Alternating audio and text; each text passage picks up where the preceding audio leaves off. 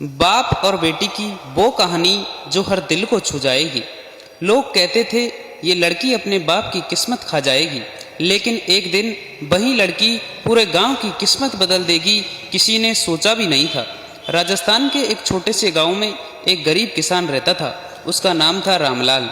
उसके पास ज़्यादा कुछ नहीं था, बस 2 बीघा जमीन और एक छोटा सा कच्चा घर। एक दिन उसके घर में रोने की आवाज़ गूंजी। उसकी पत्नी ने एक बेटी को जन्म दिया, लेकिन किस्मत इतनी कठोर थी कि उसी पल उसकी पत्नी ने दुनिया छोड़ दी। घर में सन्नाटा छा गया। लोग आए, लेकिन सत्ता देने नहीं, ताने देने। देखा लड़की पैदा होते ही माँ को खा गई। मनहूस है ये लड़की, इस घर को बर्बाद कर देगी। रामलाल सब सुन रहा था, लेकिन उसने कुछ नहीं कहा। उसने अपनी नवजात बेटी को गोद में उठाया। उसकी आंखों में आंसू थे, लेकिन आवाज़ में दृढ़ता। अब तू ही मेरी दुनिया है और मैं तेरा सब कुछ। उसने बेटी का नाम रखा आराध्या।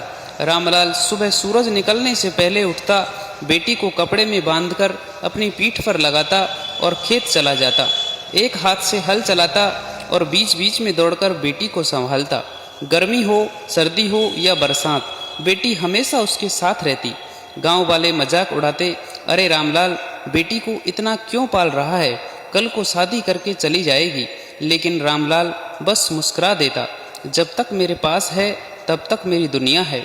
समय बीता, आराध्या बड़ी होने लगी। एक दिन उसने अपने पिता से पूछा, बाबा मैं भी स्कूल जाऊं? रामलाल थोड़ा चौंका। जेब में पैसे नहीं थे, लेकिन उसने हाँ कह दी।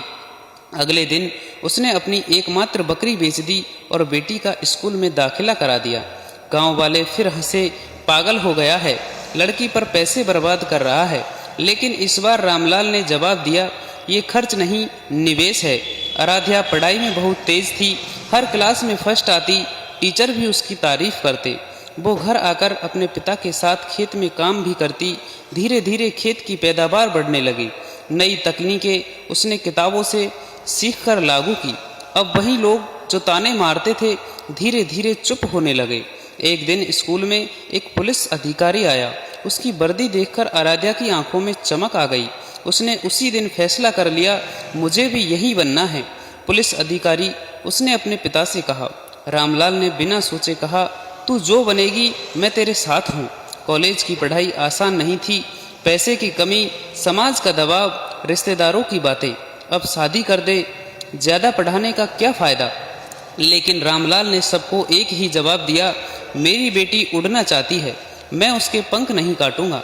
आराध्या दिन रात पढ़ती, कभी कभी भूखी भी सो जाती, लेकिन हार नहीं मानती। कई सालों की मेहनत के बाद वो दिन आया जब रिजल्ट आया। आराध्या ने पुलिस परीक्षा पास कर ली और कुछ ही समय में वो एसपी, सुपरिटेंडेंट ऑफ पुलिस बन गई। पूरा गांव दंग रह गया। जिसे लोग मनहूस कहते थे, आज वही गांव की शान बन गई।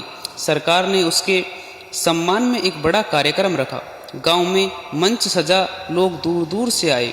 मंत्री जी ने भाषण दिया, बेटी बोझ नहीं होती, अगर मौका मिले तो वो आसमान छू सकती है।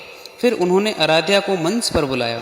आराध्या ने माइक पकड़ा और कुछ सेकंड तक चुप रही। फिर बोली, आज मैं जो भी हूँ अपने पिता की वजह से हूँ। पूरे मैदान में सन्नाटा छा गया। जब दुनिया मुझे मनहूस कहती थी, तब मेरे पिता ने मुझे अपनी किस्मत कहा। उन्होंने खुद भूखे रहकर मुझे खिलाया, खुद फटे कपड़े पहने, लेकिन मुझे कभी कमी नहीं होने दी। उसकी आवाज़ कांप रही थी। मैंने कभी माँ को नहीं देखा, लेकिन मेरे पिता ने कभी माँ की कमी महसूस नहीं होने दी।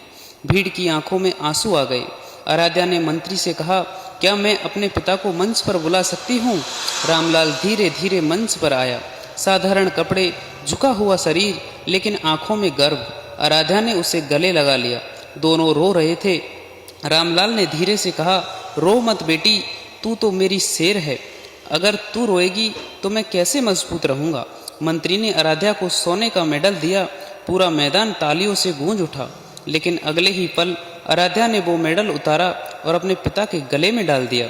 मंत्री ने पूछा, ये क्या कर रही हो? आराध्या मुस्कुराई, मैं बस मेडल को उसकी सही जगह पहुंचा रही हूँ। इसका असली हकदार मैं नहीं, मेरे पिता है। पूरा गांव खड़ा हो गया। तालियों की आवाज़, आंखों में आंसू। आज वही लोग सिर झुकाए खड़े थे जो कभी उसे मनहूस कहते थे। और रामलाल वो बस अपनी बेटी को देख रहा था। उसकी आंखों में एक ही बात थी, मेरी बेटी मेरी सबसे बड़ी जीत है। बेटियां बोझ नहीं होती, अगर उन्हें मौका मिले तो वो इतिहास लिख देती है। फ़र्क सिर्फ सोच का है। अगर ये कहानी दिल को छू गई हो तो इसे ज़रूर शेयर करो, क्योंकि शायद आपकी एक शेयर किसी की सोच बदल दे। Thank you for watching this video. दोस्तों, आपको यह कहानी पसंद आई हो तो प्लीज़ वीडियो को लाइक करें, अपने दोस्तों के साथ शेयर करना ना भूलें और साथ ही साथ फॉलो का बटन ज़रूर दबाएं। मिलते हैं नेक्स्ट वीडियो में, तब तक के लिए बाय बाय, राम राम।